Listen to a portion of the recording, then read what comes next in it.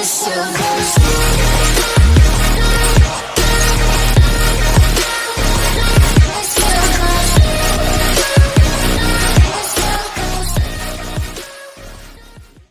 past weekend, hundreds of people gathered from across the United States to help kick off the inaugural BLexit rally in Los Angeles, California. BLexit being, of course, a term that signifies Black Americans declaring their independence from the Democratic Party. On average, blacks vote around 95% for the liberal Democratic candidate nationally, and BLexit is a movement that seeks to end that secular, liberal, cultural, Marxist hegemony over the black vote here in the United States. The BLexit campaign was founded by the wonderful Candace Owens, who's a very young, very powerful voice in the conservative movement, and she actually quipped, she was interviewed by Breitbart News, she quipped that many Latinos have come up to her and said, hey, we want part of this.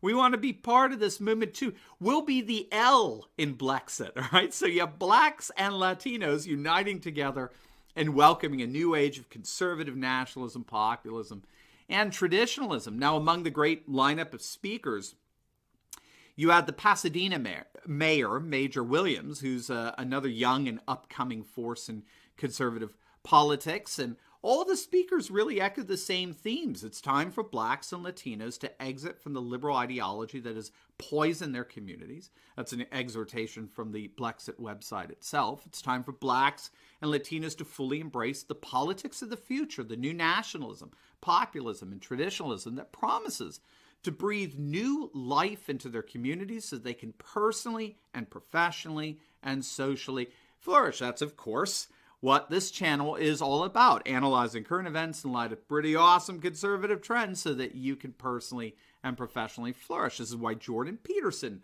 is so popular, as well as Candace Owens, the BLexit founder. Gone is any semblance of victimization with this new conservatism. You'll never, ever, ever be caricatured as a victim. Gone is any semblance of that, and instead we stand for personal responsibility, respect, a return of wisdom and virtue, the centrality of faith and family, of living in truth, of fostering a love of nation, culture, custom, and tradition as the foundation for a flourishing personal, professional, and national life. This is the political and cultural priority of the new conservatism, and increasingly new movements that it's generating, such as the wonderful BLexit movement. Now, I think the potential for BLexit is enormous.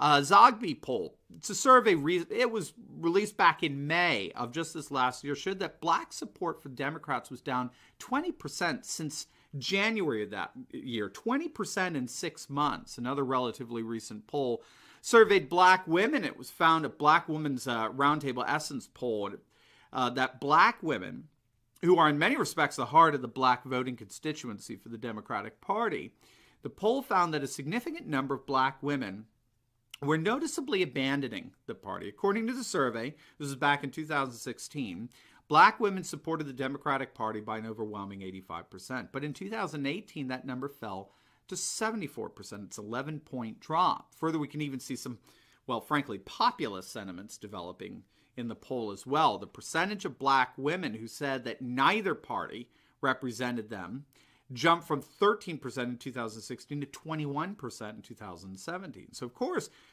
well, there's no sign that they're joining the Republican Party en masse, that's for sure. Republicans still remain quite unpopular among blacks. But having said that, I'm sure many of you heard, after Kanye West came out and supported Donald Trump and tweeted out a selfie with him wearing a MAGA hat and, the Make America Great Again hats, support for Donald Trump among black men surged. And this according to the results of a Reuters weekly tracking poll that found that President Trump's support among black men doubled from 11% to 22% in the span of a week at the end of April of 2018, just shortly after Kanye came out in support of him. In fact, Trump has consistently had an abnormally high support among black men throughout his presidency. Actually, at one point, he was polling as high as around 35, 36% approval. He actually won the presidency with a record support of black vote, I think second only to, believe it or not, Bob Dole back in '96.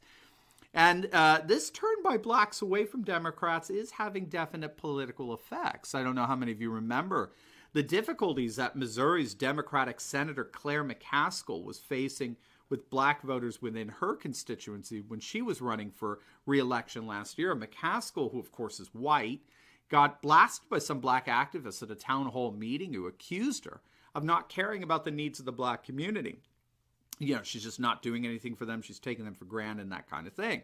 And so when McCaskill drafted a letter that was designed to defend her record of support for black political interests, black Missouri lawmakers actually refused to sign it because they basically agreed with these activists. At the very least, they knew that they signed it, many blacks would feel betrayed. And of course, McCaskill went on to lose, and lose quite soundly, her Senate seat in November. So clearly things aren't looking very good for the Democratic Party at the moment if their number one constituency is beginning to have second thoughts. So what's going on here? Why this noticeable turn away from the Democratic Party by one of their most loyal constituents? Well, as we've talked about before in other videos, I think we're seeing the limits of identity politics and cultural Marxism, in that we're seeing how such an approach to coalition building has its limits. That's because with identity politics, we inevitably begin to see the interests of one group clashing with the interests of another group, right? I'm sure you're all aware of what the Democrats are doing with ICE, our Immigration Customs Enforcement. There is a very loud, far-left, cultural Marxist demand calling for the abolition of ICE and Immigration Border Enforcement, all in the name of standing up for the supposedly oppressed Latino. But would you like to take a guess which constituent group, which demographic in the United States wants border enforcement perhaps more than any other demographic? You guessed it, blacks. A recent Harvard-Harris poll found that black voters favored reducing legal immigration. Did you hear that? Legal immigration. They favored reducing legal immigration more than any other demographic group surveyed. A whopping 85% of African Americans wanted less than the 1 million plus that we allow currently on an annual basis. And not only that, 54% of blacks opted for the most stringent choice in the survey, which was 250,000 migrants or less per year, or, if you can believe it, none at all. They wanted to stop immigration entirely. And as studies have demonstrated, this is perfectly rational. In an article in the Los Angeles Times, the journalist Dave Seminara documents study after study from the likes of Harvard economists and others that all corroborate that the number one demographic most negatively impacted by immigration, both legal and illegal, are young black men. This is not even a controversial point. The degree of certainty from the corroboration of these studies should settle any and all debates on this issue. Young black men are far more disenfranchised from Democrat-defended immigration policies than anything done by Republicans, bar none.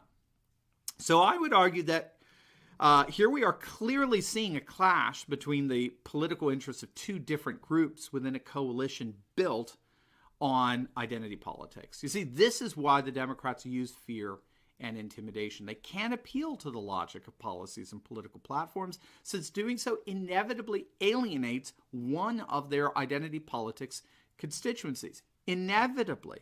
So what they do instead is they push the whole notion of racism. This is precisely why we had the racist accusing headlines for the Covington Catholic school students at the March for Life splashed all over the news media. It's another way for the corporatist globalist media to say to blacks and Latinos, remember why you vote Democrat. You vote Democrat because if you don't, they'll want to put you back in your chains, as that borderline illiterate Joe Biden once said.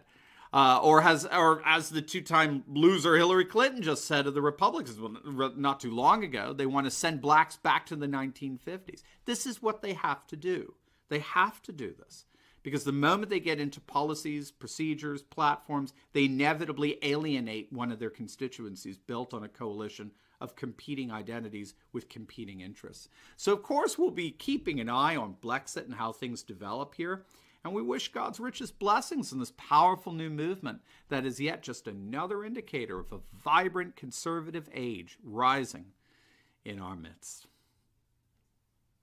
As always, please like, comment, and subscribe. Click on either our Patreon subscribe star or PayPal links below. Become a supporter of this channel and help us to continue to analyze current events in light of awesome conservative trends so that you can personally and professionally flourish.